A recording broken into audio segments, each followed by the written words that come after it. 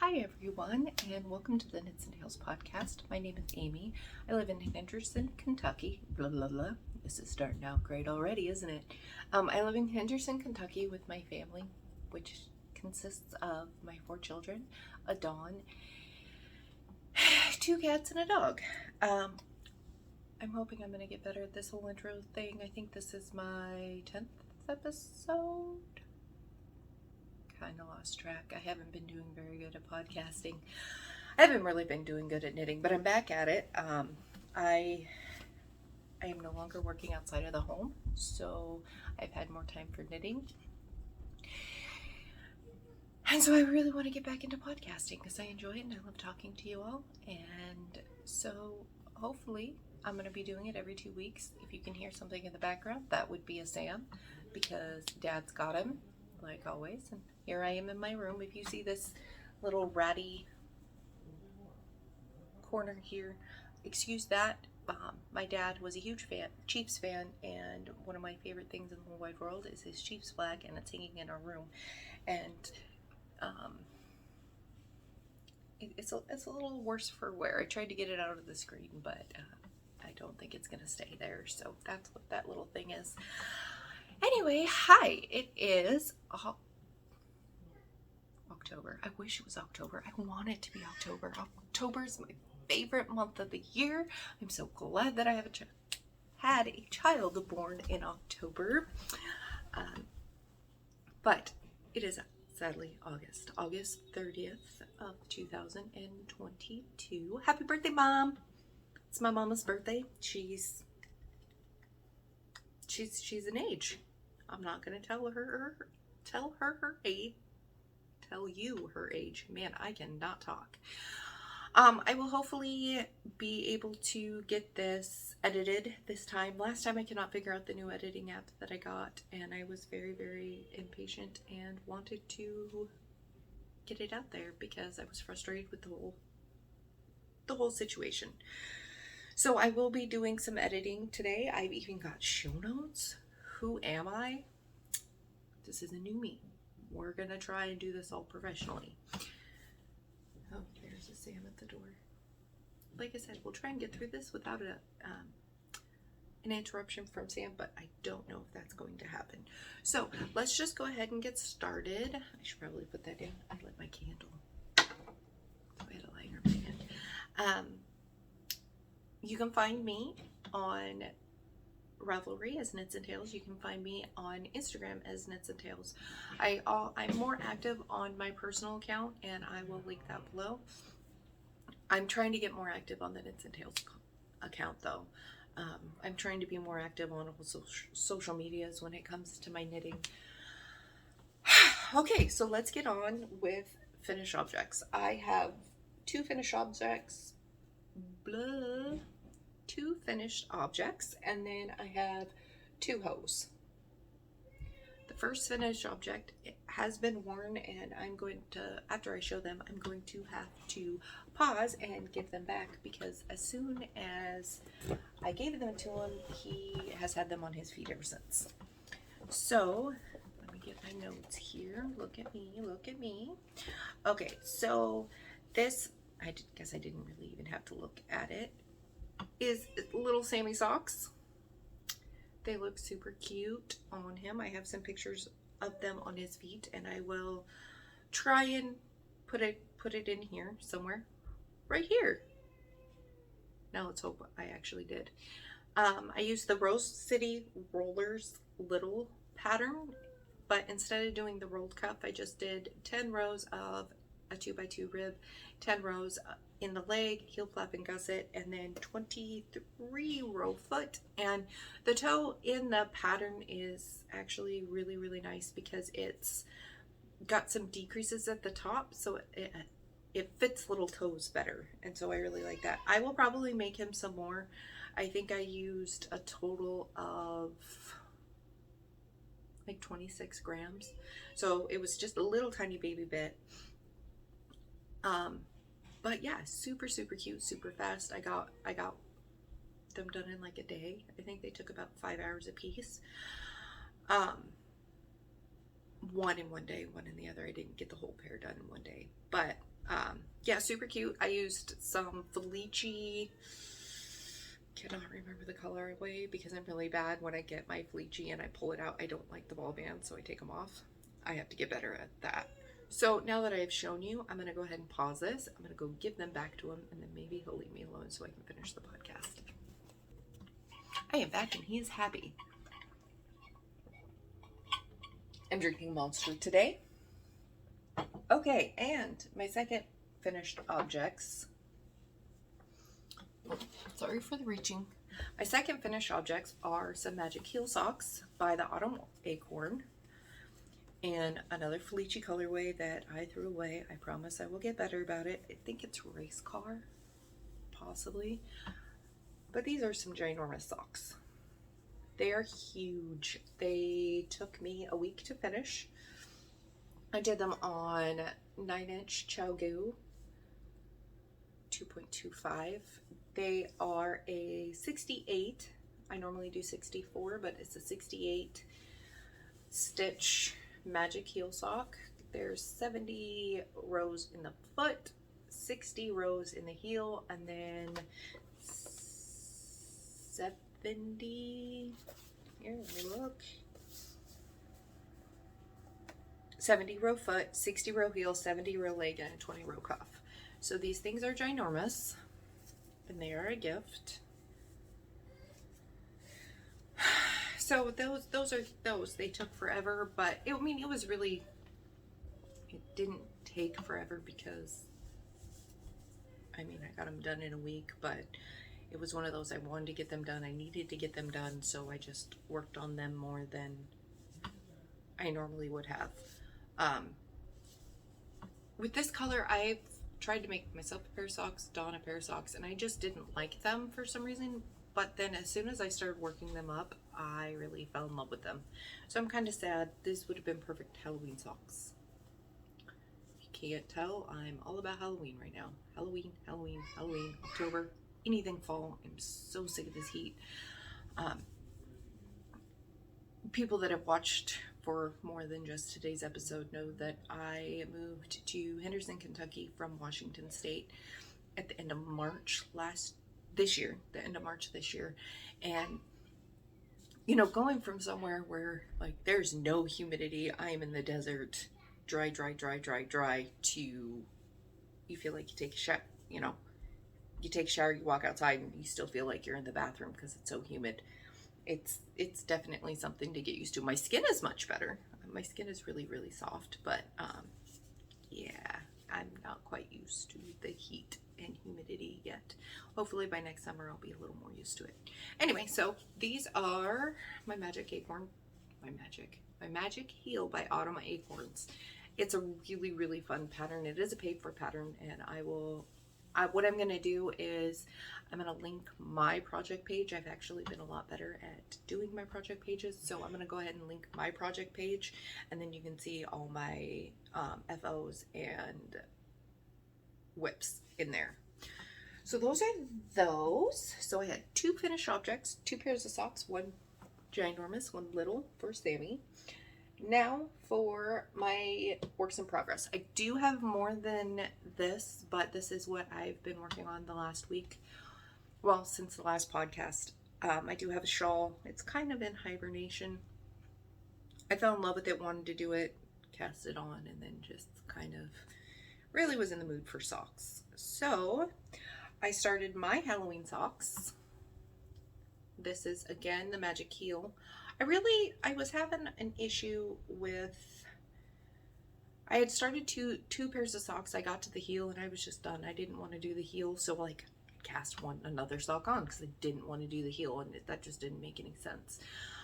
So I thought maybe doing a different heel might kick me out of that, and it did. I'm really, really sick of the Magic Heel pattern now, but I have to get this one finished.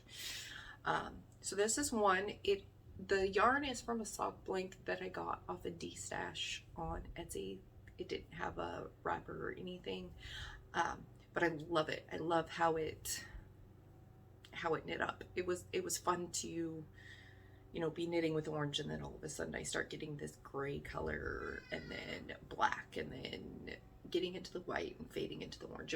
It's a lot of fun to work with this. And I'm proud of myself. I have the second sock cast on already. And I'll show you that in whips. Then my second hoe, these beautiful, beautiful socks. I love this pattern. I love this yarn. The yarn is Foxy. The colorway is Foxy by Tanya's Flights of Fancy on Etsy. I don't believe her shop is open anymore. I cast this on, or I bought this yarn last fall, and I just never knit it up because I was waiting for the perfect pattern. I fell in love with it because fall was my favorite time of year, and I just wasn't quite sure what I wanted to make with it. So I think it was last week, I needed something different than the Magic Heel socks. I needed a pattern. So I pulled this yarn out of my stash and found the pattern. The pattern is Rhinebeck Roomies by the Crazy Sock Lady. It's super, super fun, 4-row repeat, and look at that, I did a heel flap and gusset. It's not perfect. It definitely needs some work, but I'm starting to like the heel flap and gusset, so we may stick with that, we may not. Don't know, but oh, aren't they pretty? And I mean, even if I would have, I don't know why I flipped it over, but I mean, even in stockinette, the yarn is gorgeous, but I am really, really, really glad that I did this pattern. The texture with the yarn just, yeah, it's perfect. I love it. I cannot wait till the second one's done because I want to wear it, but I'm gonna try and be good and not wear them until I podcast. I'm gonna try really, really, really hard. I did this on 2.25 US millimeter, 32 inch ChiaoGoo, and I did it a magic loop. I think that's all I have to say about these, other than the fact, would you just look at them? They're so pretty. I hear knocking. I hear Sam knocking. Okay, so there's that. Now, oh, I'm so excited for September 1st. We will get there in a minute. Calm down, Amy. Calm down. I actually, today,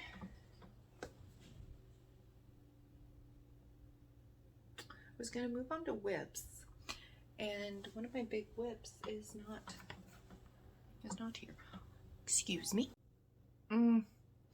It was there, and then I screwed it up and I stopped it instead of paused it. So let's hope I can put these two together.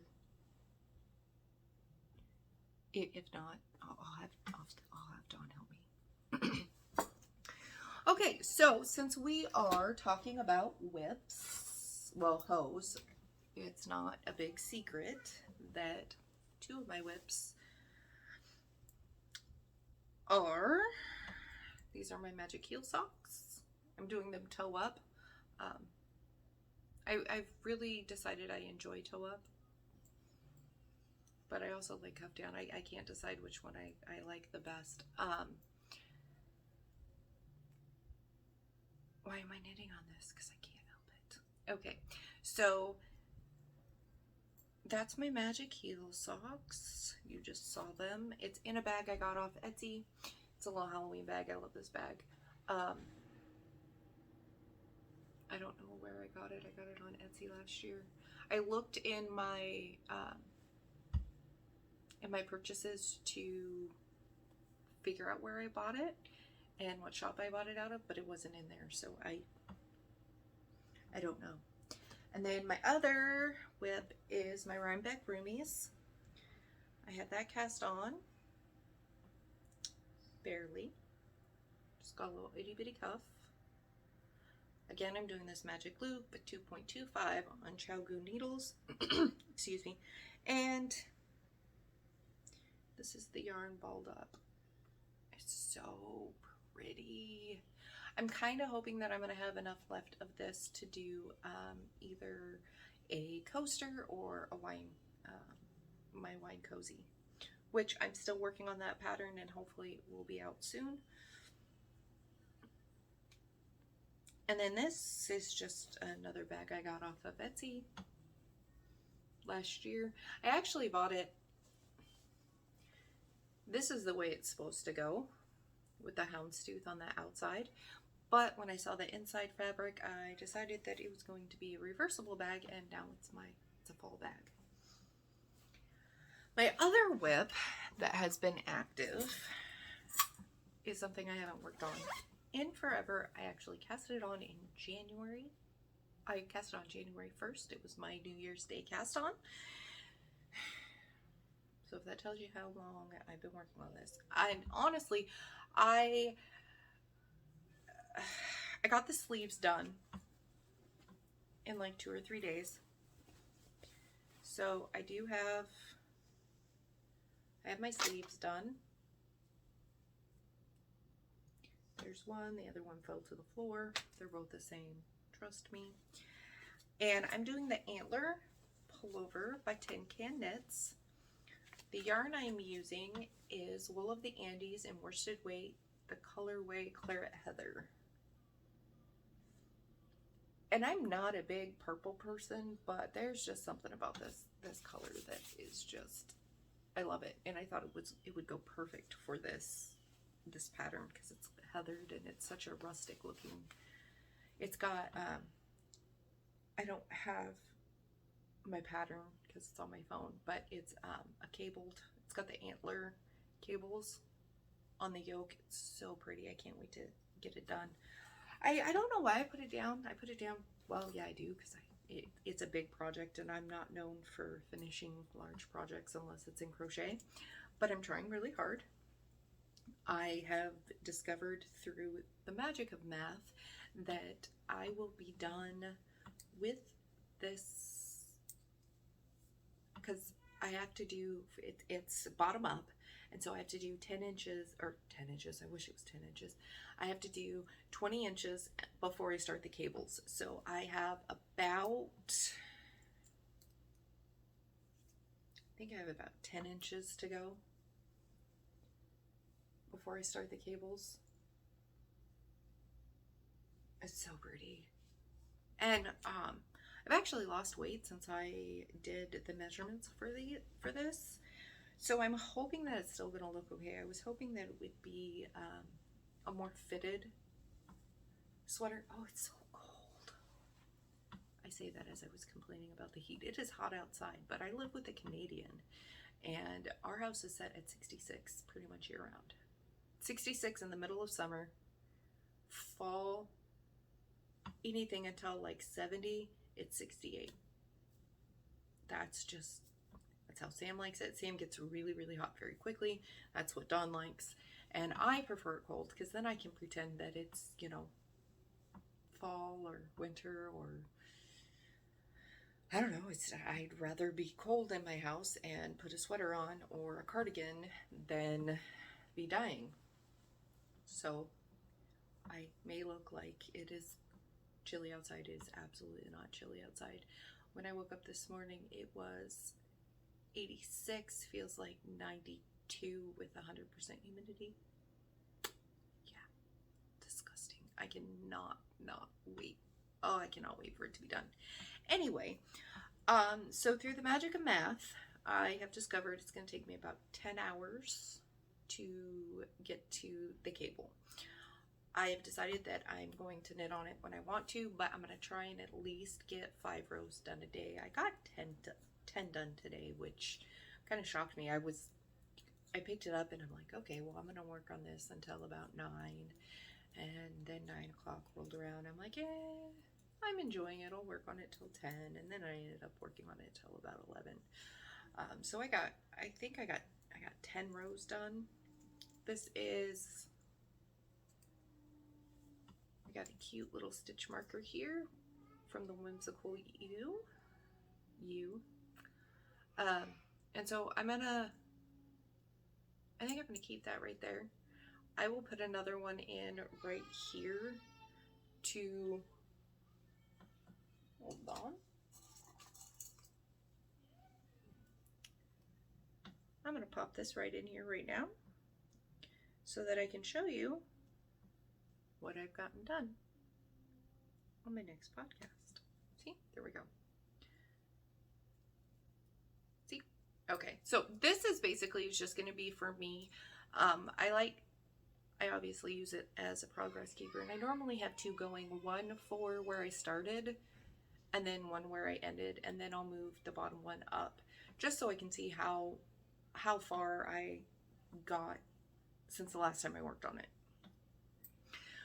So that is my sweater. I'm really enjoying it. It's miles and miles of stockinette and worsted weight on size 8 needles. Oh, speaking of the needles, I am using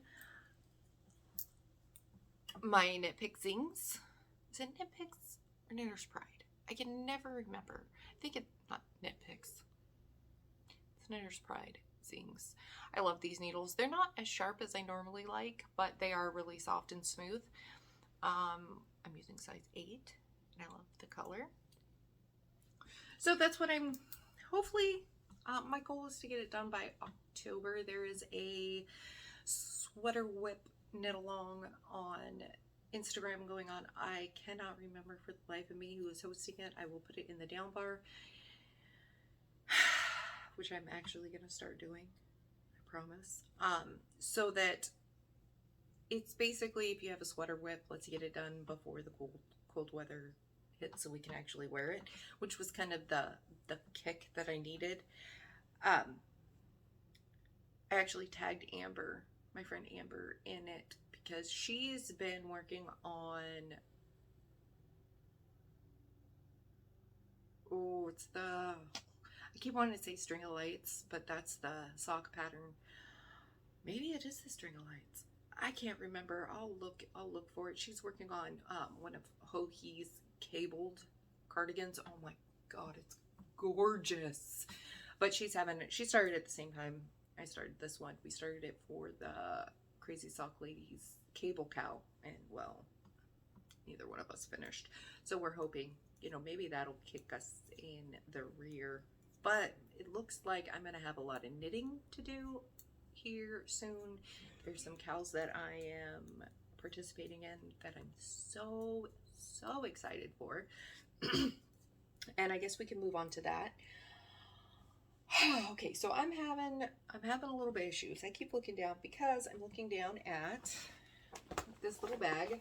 I got this zipper bag at Walmart, and it's holding excuse me, it's holding the yarn for the Monster Musselburgh cow. So excited. So there's cow going on, and it's called the Monster Musselburgh cow. I know that they do socks most of the time, and you have to use scraps or minis to create a Musselburgh. So I know I showed this last time, but I'm going to show it again because I'm super excited about it, and it's only 2 days away. Oh, I can't wait. I mean, I have 2 minis that I have not wound up yet, because if I do, it's going to take every ounce of anything I have, self-control, anything I have, not to cast this on, because I've been dying to cast on a Musselburgh, and I just couldn't figure out what yarn to use, and I heard about that. I was like, yep, I'm down. So I'm using this. This again is it's a D-stash that I got on Etsy. I don't know the colorway, and I'm not even sure if it was a full skein when I got it, but I have 54 grams right here, so that'll be enough for half. And then I have these 3 that I found in my minis that I think are going to go great. I have this purple, and this is, I'm not sure of the colorway, but I do know that it's Nanette Wake Studios. This is also another Nanette Wake Studio. And then this is, I'm not sure who it's by. It says Peridot, and I'm guessing that that's the color. And it is 75% merino, 25% nylon. Now, it does not say superwash merino, so I will not be washing this hat in the washer because I'm not taking that chance. So 1/2 is going to be these 3 beautiful colors striped. I do have a black mini I probably should grab it and put it in here.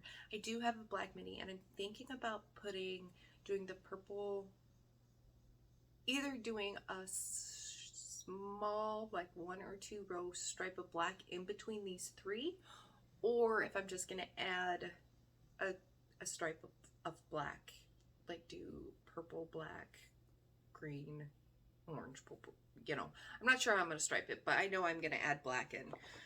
So I think that's gonna be amazing. The cowl runs from September 1st to October 15th, I believe. I'm hoping to get more than one done because I have so many ideas for muscle burros, you guys. It's ridiculous. So many ideas. I do have the black and gray mini set that I showed last time that I was crinkling horribly. I'm so sorry. I do have that, and there's a pattern. It's called the Faded Beanie. I really like the fade sequence on it, so I'm thinking about possibly doing that. But I'm not sure, because in acquisitions I will show that I now have a black and red hat, but I still feel like that has to be that. Like it has to be. So I think I'm gonna do that. I have a lot of minis and a lot of scraps that I could use, because I started a Bits and Blobs blanket. First it was a jelly roll. I've shown that before. I haven't touched it. Don't know if I ever will again, but I'm not like gonna frog it or anything. It's gonna sit there, because what if I want to add on to it? Then I can. And then I started Bits and Blobs, and that didn't last very long because I messed it up and got frustrated. I'm kind of thinking that I'm not good with large projects. I like hats, I like socks, I like mitts, some shawls. I've only made 2. I've made 2 that are 2 skein shawls, and then I've made 2 Pembrokes, which are just a single skein shawl, and those are beautiful. I absolutely love those, and they're a lot of fun to make. They're mindless and awesome. But as I say this, I'm also participating in Stephen West MCAL this year. I'm terrified that I'm not going to get it done, because again, I'm telling you, I like small projects, but I have a severe case of FOMO, and Amber talked me into it. It's all her fault. So if I complain and cry and want to throw it across the room because I'm not that good of a knitter, we're gonna blame her. But I'd hate to fall in love with it and then be like, oh well, I don't want to knit it now. It's not, I mean, I know what it's gonna look like. So I'm fighting my fears, and I'm actually doing it, and I'm super excited about that. That's why at the beginning of the podcast I said I was so excited for September, because lots of fun things are happening in September. The Musselburgh Cal starts September 1st, and then we see Stephen's kits, so then I can start putting yarn together and figuring out what I need. That's about the upcoming knitting. I think that I'm going to try and work really hard on my Halloween socks to get those done, because with the Musselburgh, it's knitting in the round. Everybody knows the pattern. If you don't, look it up. It's an amazing pattern. It's my favorite hat pattern. I think I have made a total of 6, so this one will be my 7th. And I mean, there's nothing better than 16-inch stockinette. 16-inch in the round stockinette knitting, my favorite. But I'm afraid I'm gonna get a little bored. So I do want to get my Rhinebeck Roomies today, probably when I'm done recording, and then when I start to edit, I'm gonna go ahead and finish up my cuff so that I can at least have something that's patterned to work on if I get really sick of the stockinette for days, which I don't see myself getting sick of. But if I need to change, it'll be there, and I won't have to worry about casting anything else on. So I think that's about it for the knitting. I've showed you my FOs, I've showed you my whips, and future knitting, which I'm so excited about. I have not been this excited about knitting for a very long time. I was in a very, very big knitting slump for quite a while. With working and everything, it became so hard to even think about knitting. I just wanted to come home, feed the kids, and move on with my day, go to bed, and start it all over again. So I didn't get much knitting done, and like I said, I did those 2 pairs of socks, and I just didn't want to heal. So I was just kind of in a slump, and I can thank Maddie for taking me out of it, because Maddie of the We Share Needles podcast, I was very, like I said, I was in a slump, and she was making cozies, and I was like, ooh, I want a cozy, but I don't really drink beer or anything out of a can. Hey, let's make a wine glass cozy. And so I came up with a pattern. Now, a little bit of story time for acquisitions. I have not acquired any new yarn, but I have acquired some amazing yarny things, yarny goodies. Saturday, it was about 5:30, and okay, let's go back just a little bit. It was about 5:30 on Saturday, and I got a message from Andy the Knitress. Have you checked your mail?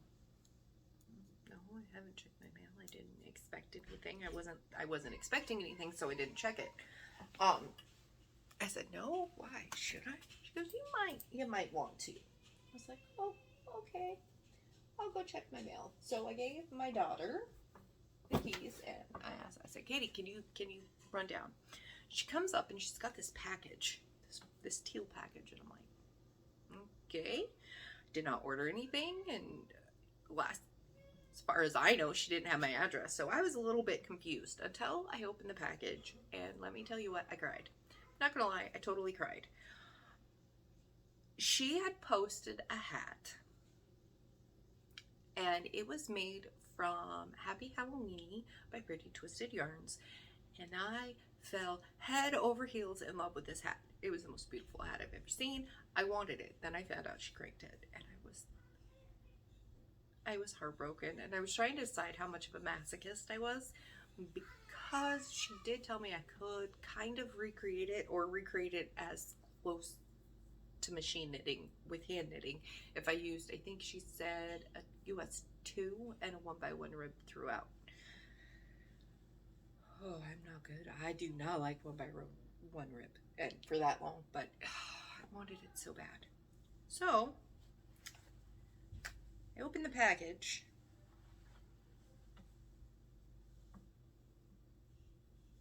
She sent it to me. Oh, it's so pretty and sparkly. Ah, I love it. Now, the exciting thing about this is not only did I have no idea that I was getting it, and it's something that I wanted really, really, really badly. I mean, look at that. Oh, it's so pretty.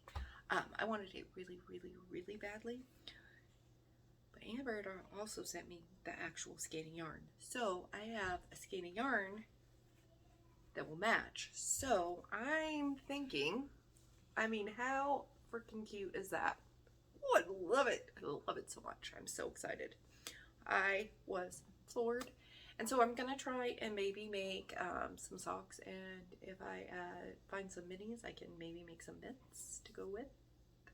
Then I'll have hat, my hands, and my feet in the same yarn. I'm so excited. I freaking love this hat so much. Well, that's not it. It's not all that she sent me.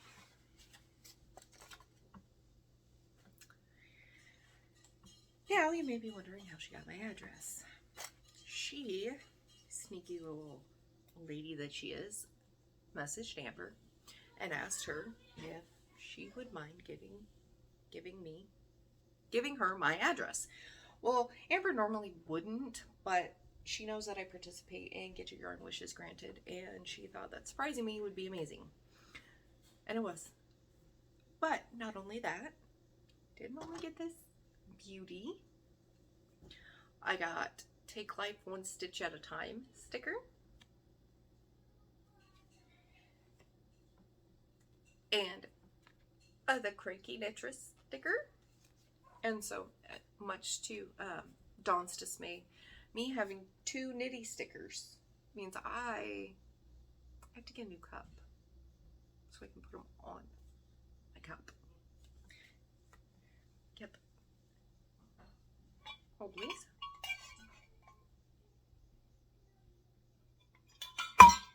Ooh, sorry, that was probably really loud.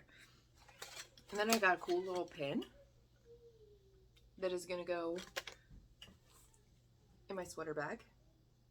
I didn't show my sweater bag. This is kind of a shit show episode.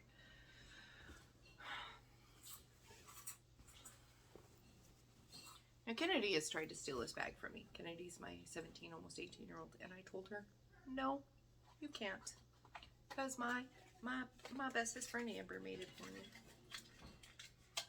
She made it for my jelly roll to go into. It was in there for a little bit, but then I needed a big bag for this. So I'm gonna pop that right on there. I was keeping that on there, or on the Naughty Knitress card until I showed it to you. So now it's on its forever home. And then she also asked Amber what my favorite color was. Well, if you've been around for any amount of time, you will know that black and red are my favorite colors. So I got this amazing hat. Here, I'll put it on.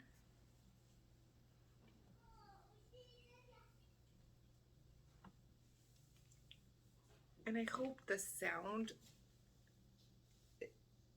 because of my headphones, I hope it doesn't show, but there's that hat, and it's so freaking cute, and I love it, and I want it to be fall, so I can wear my hats.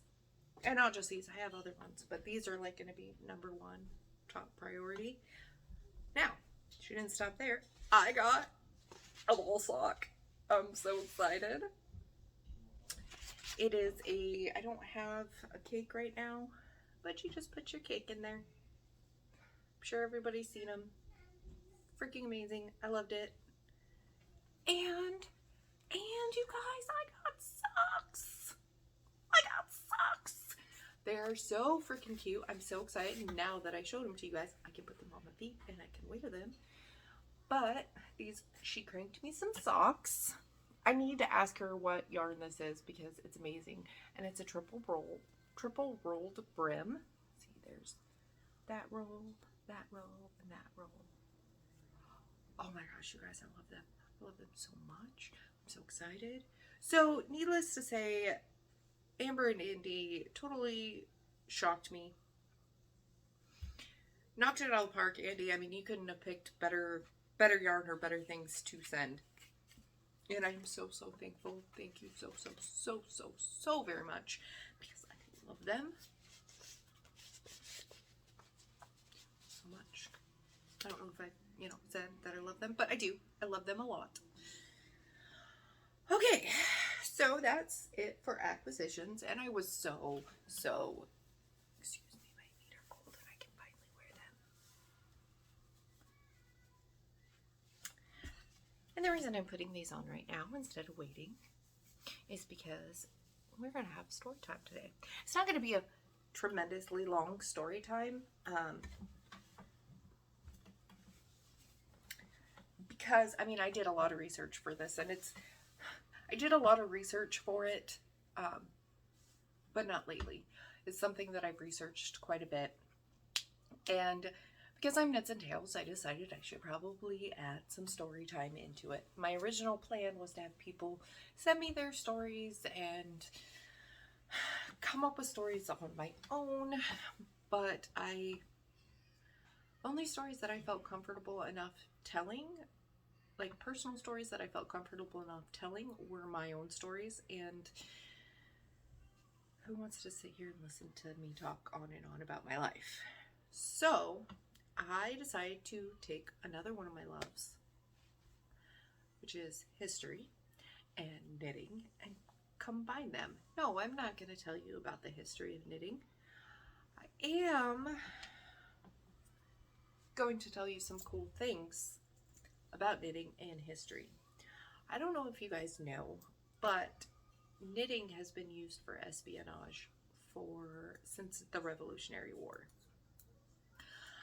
There was a woman named Molly, and I cannot pronounce her last name. I will put it on the screen because I'm not going to try and butcher it. And she would pass secrets about the British Army to our troops, and she would write it down, wrap it around a rock, and then wrap yarn around the rock and drop it over the hill when she was sitting there knitting. And so that's how she would get information to the rebels, which I just think that's pure brilliance. I mean, there's a lot of ways she could have done it, but she used knitting. Knitting was actually used a lot in World War I and World War II, not only as cover, but as a way to relay information back to, well, both sides used it, but I'm going to talk about how the Allies would use it to defeat the Germans. The Allies would actually pay women that lived across from the railroads, the train stations. The women that lived across the street from the train stations, they would pay them to watch and look out their windows and see whether it was an artillery car or a car full of troops being shipped from Germany to wherever they were going. So what they did is they would knit outside their window. Well, not outside their window, but they would be looking out the window and knitting, and they would purl if it was artillery, and if it was troops, they would drop a stitch. Then, once they were done with their knitting, they'd bind off and they would hand it, they'd go on their shopping and they'd hand their scarf or their mitts or whatever they were knitting to somebody in the resistance that would get the information back to where it needed to go. That was one form. Another form is they would actually knit codes into the fabric using Morse code. If you know anything about Morse code is dashes and dots. Well, if you think about it, knitting lends itself very well to dashes and dots. So a purl bump would be the dot, and then a knit stitch would be the dash. And if you weren't looking for Morse code in knitted fabric, because seriously, who would be, you wouldn't see it. You would just see texture. So people would knit into scarves and hats Morse code, and they would send secrets and they would send information that way, and no one would find it. I mean, they could get checked at checkpoints and everything, and the Germans would never find it because they didn't know that they should have been looking for it.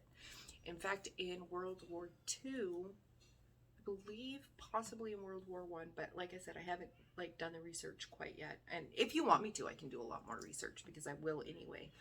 And I maybe should have been a little more prepared, but I wanted to see how it felt to actually talk about something that I know quite a bit. Like, I don't know a lot about it, but I mean, I could talk about spies in World War II for days because it's pretty much one of my favorite topics.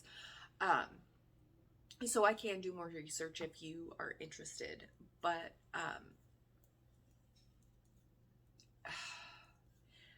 the way women especially the ways women found to pass on information was just incredible, and I find it so neat and interesting that knitting was absolutely a way to pass coded information, and it just lent itself so well to Morse code, and everybody was knitting. Everybody was knitting because there were drives in the United States, and pretty much everywhere our boys need sweaters, knit them, socks, knit them. In fact, there was, I think it was in World War I, where the government gave you a sock knitting machine and a certain amount of wool, and if you gave the socks, like say they gave you enough wool for 20 pairs of socks, if you cranked those 20 pairs of socks and brought them back in a certain time limit, you got to keep the machine. Unfortunately, that didn't last very long. It lasted about a year until they needed the metal more than they needed the socks. So knitting has made it. It's had a very, very, very large part in history throughout history. And I think it's so interesting to find out how much it has been used. There's many other stories, and I'm gonna just stop right now because if I don't stop, I'll go off on a total tangent, and we will talk about more than just how knitting was used in espionage. Because the fact that women were such an integral part of the resistance and is just incredible, and how the enemy didn't see that women did amazing things for the war, and pretty much all of them. But I'm trying to stop because I could go on for days about the resistance, especially in France. I first started getting interested in it. Okay, I've always been interested in World War II. In 4th grade, I read Number the Stars and was obsessed ever since. Then, I think it was 2017, I went to the library and I saw a book and I was like, oh, it's about World War II. I'm going to read it. It is now my favorite book, and I cannot tell you how many times I've read it. It's The Nightingale by Kristin Hannah. Probably one of the very best books I've read. Well, outside of Jane Eyre, it's my favorite book of all time. I've read it or listened to it countless times. In fact, John's even gotten to the point where he knows if I'm listening to it because I will quote the book. It's ridiculous. I will quote that book. I love it so much. And then another good author, if you're interested in. Now, with Kristin Hannah, I did fact check her because that's what you do. Like, I wanted to fact check and make sure that the parts of her story that were supposed to be historical, I wanted to make sure that they were, because it's not always historically accurate. And sure enough, it is completely accurate. Another historically accurate author is Kate Quinn.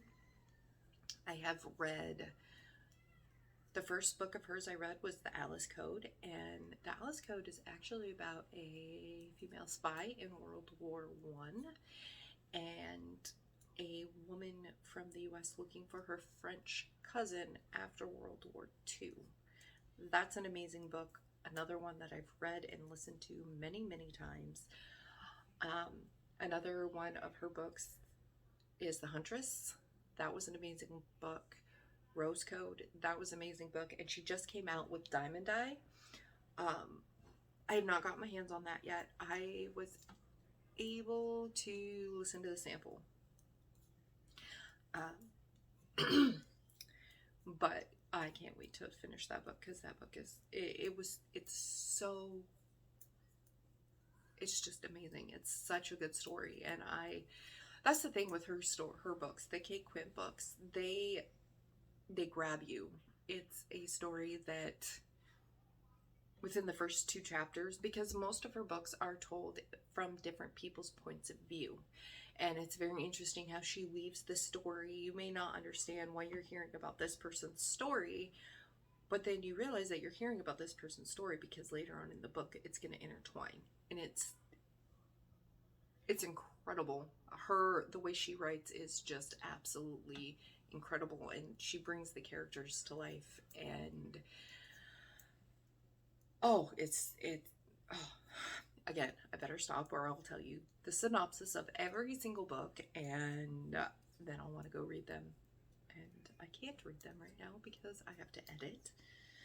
And I want to get some knitting done. And it is 2 o'clock, and my children will be home from school in the next half hour or so. So I want to try and get this edited and get dinner going before they get home, because then I can hang out with them. So I kind of rambled a bit.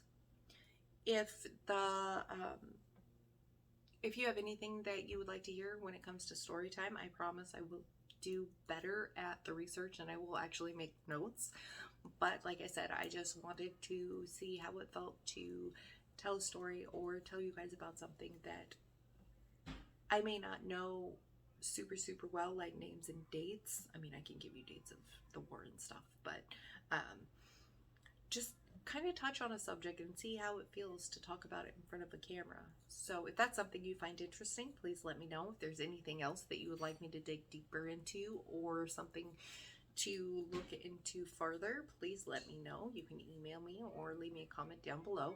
I do October. October is, of course, my favorite month of the year, and it's spooky season. So I'm going to try and put together 2 stories that are spooky. I haven't decided if they are going to be paranormal stories or if they are just going to be historical stories, or I haven't quite decided where I'm gonna take the whole story thing. I was kind of thinking something like Bad Bitches of the past, like, because there's so many strong and incredible women that have lived and their lives are so incredible that I kind of thought about maybe doing something like that. I do know that I like the history aspect of it, because the history is, not to get on a soapbox, but history is history and you can't change it. And it's there so that we can learn from it and learn what not to do. So that's why I was kind of thinking, I think the history aspect would be fun. It would give me something to research and something to fill that time that I need for me, because I found that once I started working again, once I started staying home again, I need that me time. I need that time that is my time. And doing a little bit of research and kind of just zoning out from the family every once in a while is really nice. So just let me know. And I'm going to let go because, like I said, I have blabbled over long enough, and looks like I am almost out of time. So I have 9 seconds. Goodbye. Have a great day. Like and subscribe. Thank you.